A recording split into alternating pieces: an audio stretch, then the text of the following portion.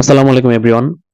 আগামী 21 আগস্ট থেকে 30 আগস্ট অস্ট্রেলিয়ার ডারউইনে অনুষ্ঠিত হতে যাওয়া টপ 10 টি-20 সিরিজের এবারের আসরে অংশ নিতে গত 15 আগস্ট অস্ট্রেলিয়ার ডারউইনে পা রেখেছে বাংলাদেশ এইচপি দল। বাংলাদেশ এইচপি দলের 15 সদস্য স্কোয়াড ঘোষণা করা হয়ে গেছে। এটা নিয়ে আমি একটা ভিডিও করেছিলাম।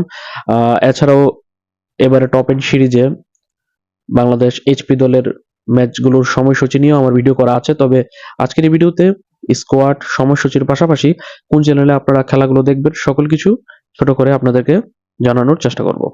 প্রথমত যদি আগে বাংলাদেশের এইচপি দলের স্কোয়াড নিয়ে কথা বলি, 15 সদস্যের স্কোয়াডের নেতৃত্বে থাকবে wicket keeper batsman Irfan Shukkur. Wicket keeper batsman Irfan শুক্কুরের নেতৃত্বে 15 সদস্য স্কোয়াডের মধ্যে 6 জন ব্যাটসম্যান, 3 জন অলরাউন্ডার এবং 6 জন বোলার রয়েছে। 6 জন ব্যাটসম্যানের মধ্যে 3 জন টপ অর্ডার ব্যাটসম্যান আছে জিশান আলম, হাবিবুর রহমান সোহান এবং আরিফুল ইসলাম। 3 জন মিডল অর্ডার ব্যাটসম্যান আছে সাব্বির রহমান, ইরফান শুক্কুর এবং শামীম হোসেন পাটোয়ারি। এর মধ্যে প্রপার ওপেনার হচ্ছে জিশান আলম এবং হাবিবুর রহমান সোহান, বাকিরা হচ্ছে টপ অর্ডার এবং middle order batsman. Wicket keeping এর দায়িত্ব পালন করবে অধিনায়ক ইরফান শুক্কুর নিজে, পাশাপাশি ব্যাকআপ উইকেট কিপার হিসেবে থাকছে হাবিবুর রহমান সোহান। এখানের মধ্যে বল করতে পারে জিশান আলম, আরিফুল ইসলাম এবং শামীম হোসেন পাটোয়ারি। 3 জন অলরাউন্ডার রয়েছে দলের মধ্যে।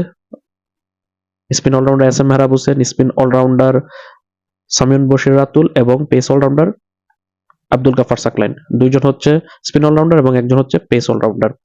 6 জন বোলার আছে এই দলের মধ্যে, 2টা জেনুইন স্পিনার এবং 4টা জেনুইন পেসার। 2টা জেনুইন স্পিনার হচ্ছে মিস্ট্রি স্পিনার মোহাম্মদ রুবেল হোসেন এবং ভাতি স্পিনার রাকিবুল হাসান। 4টা পেস বোলারের মধ্যে 2টা ভাতি পেসার রয়েছে মৃত্যুঞ্জয় চৌধুরী, আবহাওয়া রনি এবং 2টা ডানাতি পেসার রয়েছে রিপন মন্ডল এবং রহনতুল্লাহ বর্ষণ। এই 15 সদস্যের স্কোয়াডই আগামী 21 তারিখ থেকে 30 তারিখ ভিতরে অনুষ্ঠিত হতে যাওয়া টপ টি-20 সিরিজে বাংলাদেশ এইচপি দলকে প্রতিনিধিত্ব করবে।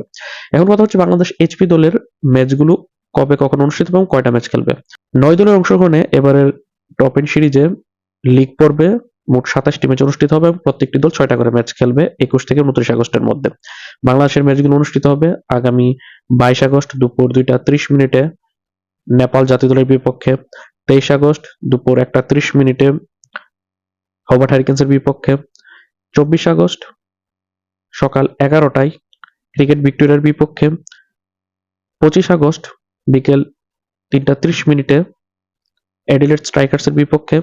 তারপর একদিন বিরতি দিয়ে আগামী 27 আগস্ট দুপুর 1টা 30 মিনিটে নিউজিল্যান্ড এ দলের বিপক্ষে এবং আগামী 28 আগস্ট দুপুর 1টা 30 মিনিটে এনটি স্ট্রাইকের বিপক্ষে, হোস্ট দল নর্দার্ন টেরিটরি স্ট্রাইকের বিপক্ষে। এই 6 ম্যাচের মধ্যে প্রথম যে 2টা ম্যাচ, এই 2টা ম্যাচ অনুষ্ঠিত হবে ডারউইনের T10 স্টেডিয়াম বা T10 স্টেডিয়ামে। তৃতীয় ম্যাচটি অনুষ্ঠিত হবে ডিএক্সি এরেনার 2 নম্বর মাঠে এবং শেষ 3টে টি-20 ম্যাচ বাংলাদেশ খেলবে ডিএক্সি এরেনার 1 নম্বর মাঠে। তারপর যদি এই 9 দলের টুর্নামেন্টের মধ্যে যদি বাংলাদেশ টপ 4 এ থাকতে পারে তাহলে 30 আগস্ট অনুষ্ঠিত হতে যাওয়া সেমিফাইনাল এবং ফাইনাল ম্যাচে খেলতে পারবে। 30 আগস্ট সকাল 6:30টায় প্রথম সেমিফাইনাল মুখোমুখি হবে পয়েন্ট টেবিলের 2 এবং 3 নম্বরে থাকা দল দ্য গার্ডেন্স মাঠে। একই দিন সকাল 7টায় দ্বিতীয় সেমিফাইনাল ম্যাচে ডিএক্স এরেনার 1 নম্বর মাঠে মুখোমুখি হবে পয়েন্ট টেবিলের 1 এবং 4 নম্বরে থাকা দল এবং একই দিন 30 আগস্ট দুপুর 12টা 30 মিনিটে 2 সেমিফাইনালের জয়ী দল ফাইনাল ম্যাচে মুখোমুখি হবে ডিএক্স এরেনার 1 নম্বর মাঠে। তো এই তো বাংলাদেশ এইচপি দলের 6টা ম্যাচের সময়সূচি জানালাম, পাশাপাশি স্কোরটা জানালাম। এখন কথা হচ্ছে বাংলাদেশের এই টপ 10 সিরিজের খেলাগুলো আপনারা দেখবেন কিভাবে। গতবারের নেই এবারও বাংলাদেশের স্পোর্টস ভিত্তিক চ্যানেল টি স্পোর্টস সবগুলো ম্যাচই তারা সরাসরি সম্প্রচার করবে, যদিও দুঃখজনক হলো সত্যি চলমান বাংলাদেশ এবং অস্ট্রেলিয়ার মধ্যকার টেস্ট সিরিজ তারা টি স্পোর্টস সম্প্রচার করছে না। তবে টপ 10 সিরিজের সবগুলো ম্যাচই আপনারা টি স্পোর্টস এর পর্দায় দেখতে পারবেন। তো এই হচ্ছে টপ 10 সিরিজ নিয়ে আপডেট। বিস্তারিত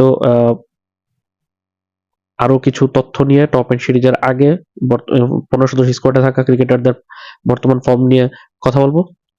ততক্ষণ পর্যন্ত ভালো থাকুন, সুস্থ থাকুন, মাজহারুল ইসলাম অনিক চ্যানেলের পাশে থাকুন এবং যারা নতুন করে চ্যানেলে জয়েন হয়েছেন তারা অবশ্যই চ্যানেলটি সাবস্ক্রাইব করবেন এবং যারা পুরনো দর্শক রয়েছেন যারা এখনো সাবস্ক্রাইব করেননি তারা সাবস্ক্রাইব করার পাশাপাশি লাইক, কমেন্ট, শেয়ার করে চ্যানেলের পাশে থাকবেন।